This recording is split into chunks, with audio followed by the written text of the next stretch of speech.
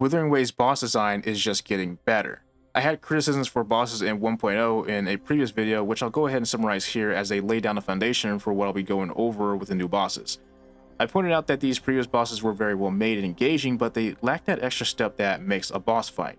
At the end of the day, if you fought a couple of them, you pretty much fought them all. They weren't doing anything indistinguishable outside of their animations, and the main thing telling you that this was a boss was usually their HP and maybe their design.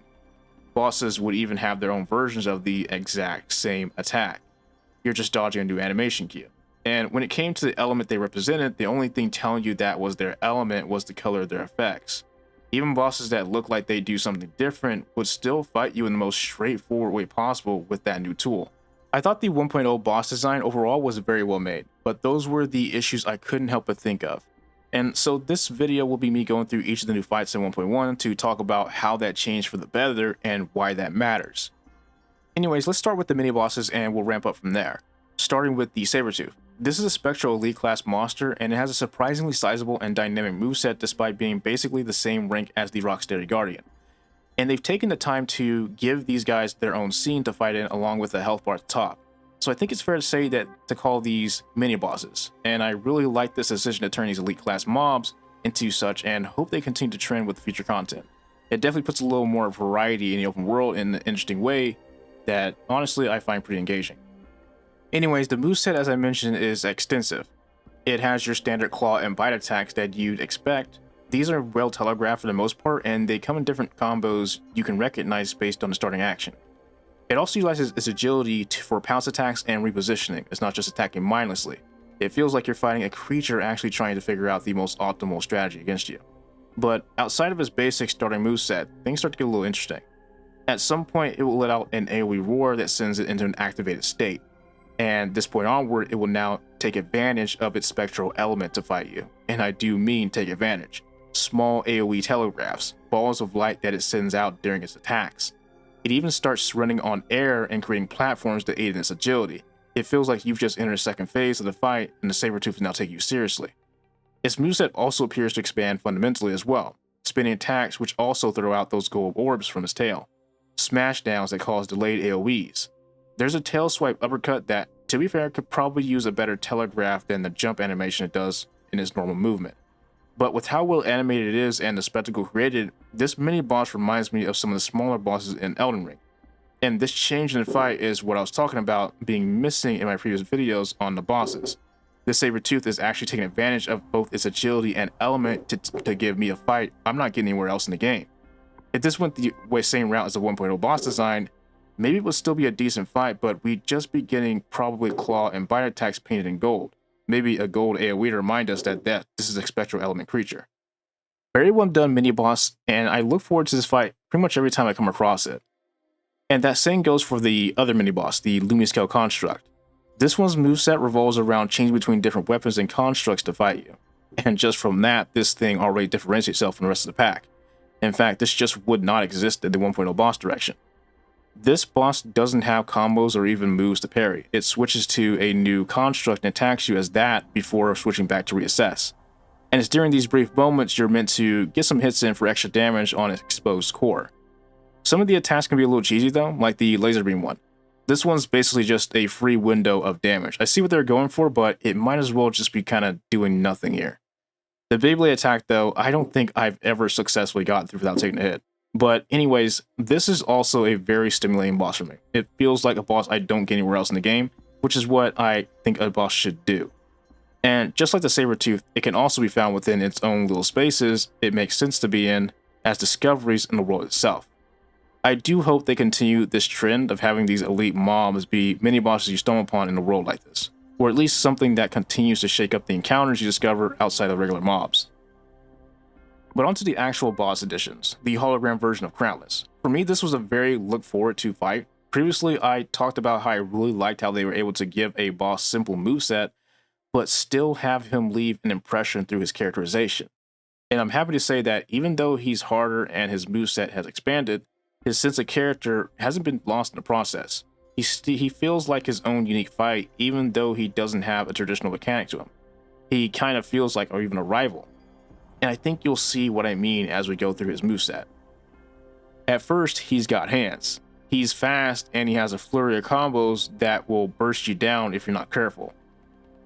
But the most interesting thing about this first phase is just how adaptive and dynamic his combos are. He has movement and attacks to close the distance or even dodge your attacks. The thing is, if he ends up knocking you back a distance, he can quit his combo and close that distance with a follow-up. This alone makes him far more aggressive and relentless in a very dynamic style. He's not always following a predetermined combo and will actually take advantage of openings he creates as they happen. Also, side note here, I found that during his Shoryuken, if you manage to hit him while he's in the air, he'll go into a knockdown state. And from there, if you're fast enough, you can essentially put him into an air juggle for as long as you're able.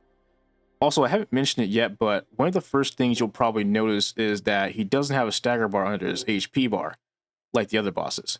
He also has no parryable moves. Eventually, though, he'll transition into a second phase with his spear and immediately jump into a combo. This combo is pretty lengthy, setting up the tone for the rest of the fight.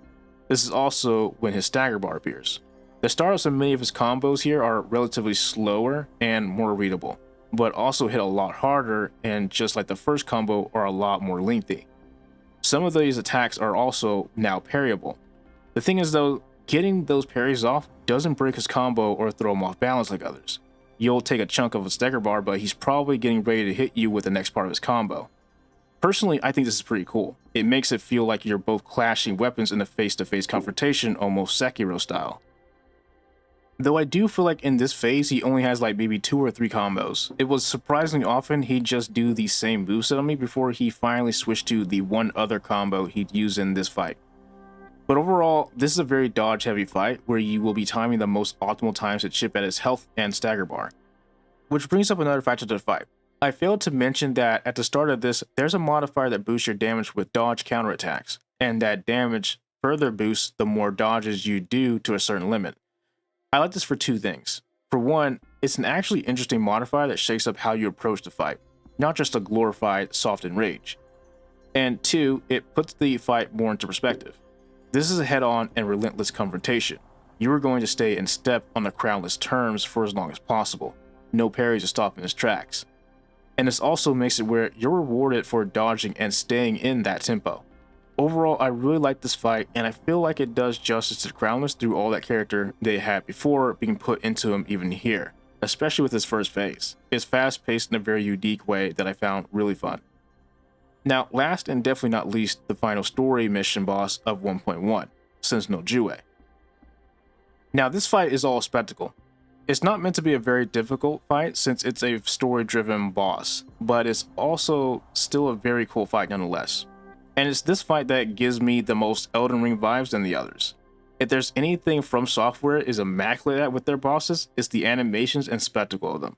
And this boss from Kuro Games is no different. The moment you delve into the domain, it trails to the sky to show you just that. An extremely well choreographed animation before coming down to meet you face to face. The overall moveset is just as fluid and well telegraphed to tell you exactly what's coming next. Like the tail glowing for tail swipes, the special beam cannon charge from his mouth. All while hammering home that, and I'm going to continue to say this word here, spectacle. Especially when Jue pulls out that sword. The game takes its time with it, building up hype and anticipation through fantastic lightning effects and Jue's subtle upward momentum. It's such a cool shot to have in the middle of the fight before it comes twirling down with it. But afterwards, Jue may or may not continue to use the sword from here. I found that often it doesn't, but sometimes it does. Other moves may have Jue flying through the sky while throwing those spectral balls at you. A grapple icon pops up over Jue's body, then you can indeed grapple to, but there doesn't appear to be anything you can do from here unless you have an aerial attacks on your character. I'm not really sure I understand the mechanic here. Anyways, Jue appears to have a pretty extensive moveset all around. There's just one issue I think I run into with this boss. It doesn't really often use much of his whole moveset. In fact, there were moves it was doing that I'd never seen before after my 15th or so battle. From my experience, this appears to be because of how spammy Jue can get. I've noticed this boss indeed favors those tail swipe attacks to the almost absurd degree, so it often just doesn't really get a chance to use the rest of his moveset since it'll probably be dead before it can do so. But all in all, this is a very spectacle-driven fight while remaining engaging despite being pretty easy. I enjoyed this battle since it does justice to the Sentinel encounter and gave it its own identity through its movement and, like I keep saying, spectacle. And that's pretty much how I think the boss design has improved with 1.1. They've given each of these bosses, even the mini bosses, something about them that makes it where I'm not getting the same encounter anywhere else. No other bosses are nimbly creating platforms to run in on the air while also delaying spectral projectiles and explosives. No other boss is using itself as multiple weapon constructs. No other boss is as dynamic and full of character as the Crownless. And no other boss is coming at me with as much raw power as Jue displays. The lack of differentiation in the previous boss design is heading in a direction of being remedied. And the end result is a more varied, interesting, and memorable experience. They could have easily stayed stagnant and just given Sentinel Jue your standard tail swipes, maybe a bite and claw attack combo for you to dodge and parry. And it probably still would have been a half decent fight just because of how satisfying and fun the fundamental combat is. But they went the extra mile, and it shows. I think Wuthering Wave's boss design is heading in a promising direction with 1.1, and I hope this video helped convey why that is. And just like I said in my 1.0 video, I'm definitely looking forward to what they do next. So what did you guys think of the bosses in 1.1? Were you as impressed as I was? Maybe you actually found them pretty underwhelming. Let me know in the comments below, and if you enjoyed the video, don't forget to leave a like and subscribe for more. I'll see you guys next time. Peace.